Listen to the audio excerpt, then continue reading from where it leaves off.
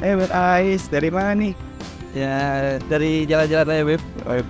Mas, mau nanya dong, tanggapan lu terkait Ragnar Orkmangon yang baru gabung sama FCV dan terus gimana, Beb? Ya, ini menjadi kabar bagus ya buat Ragnar Orkmangon karena kan walaupun kontraknya masih tersisa 1 musim bersama Groningen, tapi pelatih Groningen sudah bilang bahwa dia tidak masuk skemanya. Dan dengan dia hijrah ke Denver, ini berarti ada warna baru dari karir dia ya, dan ini sangat positif buat Ragnar dan juga buat tim nasional Indonesia. Oke, ini banyak yang skeptis sih, netizen sih katanya ini titipan lah, marketing lah. Konsepnya gimana tuh? Kalau gue bilang sih ini it's okay, mau dibilang ini marketing atau apa, karena memang perekrutan seorang pemain sah-sah aja kalau seandainya menjadi marketing ya. Kita ingat David Beckham 2003 direkrut dari Manchester United ke Real Madrid, tentu itu juga tidak lepas dari marketing karena sejak Beckham datang penjualan merchandise dari Real Madrid terutama jersey bernama David Beckham ini sangat menjulang tinggi, menaikkan pemasukan Real Madrid. Hal itu biasa. Dan Denver juga dengan merekrut Ragnar Orkmangon ini Instagramnya melonjak tajam.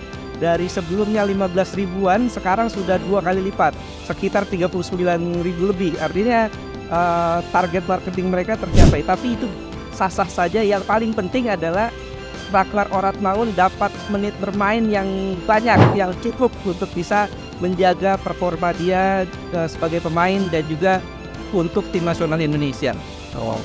Karena Indonesia punya pasang itu ya. Betul. Tapi skeptis ya orang titipan yang kita tahu ya, SDFC itu punya salah satu orang Indonesia ya. Ya, betul.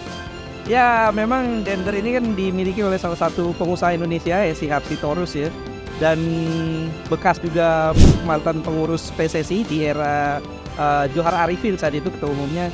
Dan sah-sah saja ya jika Sihar melihat potensi Ragnar bisa mengangkat performa Denver. Karena Denver sendiri ini tim promosi dari divisi 2 sekarang ke divisi utamanya Liga Belgia, dan tentu butuh pemain-pemain baru yang bisa mengangkat performa tim. Setelah melihat kualitas Ragnar, ternyata Ragnar cocok dengan gaya main yang diinginkan oleh Denver dan akhirnya Ragnar Orkmangon direkrut oleh Denver. Nah, kalau emang sesuai kebutuhan tim nih, Tom Haye sama Marcelo gimana nggak direkrut sekalian tuh? Ya, kalau gue bilang ini karena mereka punya paspor Indonesia ya, karena Indonesia ini tentu tidak masuk kategori pemain Uni Eropa. Dan ada kuota kan untuk pemain-pemain non-Uni Eropa yang bisa bermain di setiap klub yang ada. Dan tentu ini menjadi sebuah masalah buat setiap klub di Eropa ya. Pasti juga ada pertimbangan-pertimbangan lain. Tom Haye usianya sudah 30 tahun dan tentu ini karirnya bisa dibilang sedikit lagi memasuki masa senja. Tentu ini Denver berpikir ke arah situ juga. Kemudian Marcelino Ferdinand memang pernah main di TNZ di Belgia, tapi kan kita tahu jam bermain dia, menit bermain dia sangat sedikit sekali, sehingga wajar jika Denver juga akhirnya lebih cenderung memilih Ragnar Orkmangon sebagai pemain yang direkrut.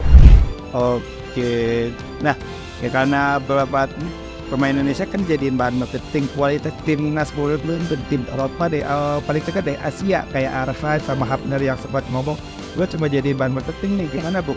Ya ini kan sebetulnya kita tidak boleh cengeng lah ya.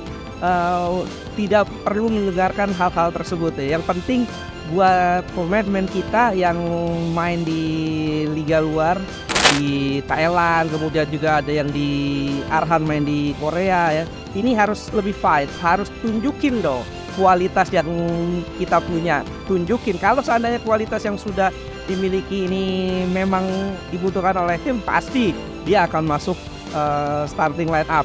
Ini tentu menjadi sebuah keniscayaan ya, artinya tunjukin dulu kualitasnya.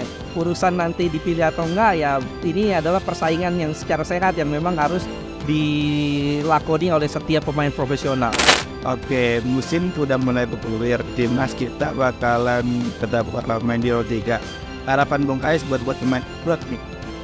Iya, mudah-mudahan pemain-pemain abroad kita, Ragnar Orkmangon, kemudian ada Sandy Walsh, ada Asnawi juga yang main di Liga Thailand, ada Arhan juga, ini mendapatkan menit bermain yang banyak sehingga performa mereka terjaga, sentuhan mereka terjaga, dan efeknya tentu ini bagus buat tim nasional Indonesia di round ketiga nanti. Karena di round ketiga kan kita di grup C itu berat. 3 tim langganan Piala Dunia, Arab Saudi, Jepang, dan juga Australia. Belum lagi ada China, ada Bahrain. Tentu ini persaingan yang sangat berat dan mudah-mudahan dengan mereka banyak menit bermain di klubnya masing-masing, ini bisa mengangkat performa mereka dan bisa mengangkat performa timnas pada akhirnya. Ini tentu harapan kita timnas bisa bersaing dan bisa lolos paling nggak finish di peringkat 4 aja di round ketiga nanti untuk bisa dapat jatah tiket ke round keempat nantinya, sehingga bisa ya jaga peluang untuk bisa lolos ke Piala Dunia 2026 nanti. Oke, Bung Ais, semoga pemain-pemain abroad semuanya dapat bermain ya. Amin, amin. Thank you, Bung Ais. Siap.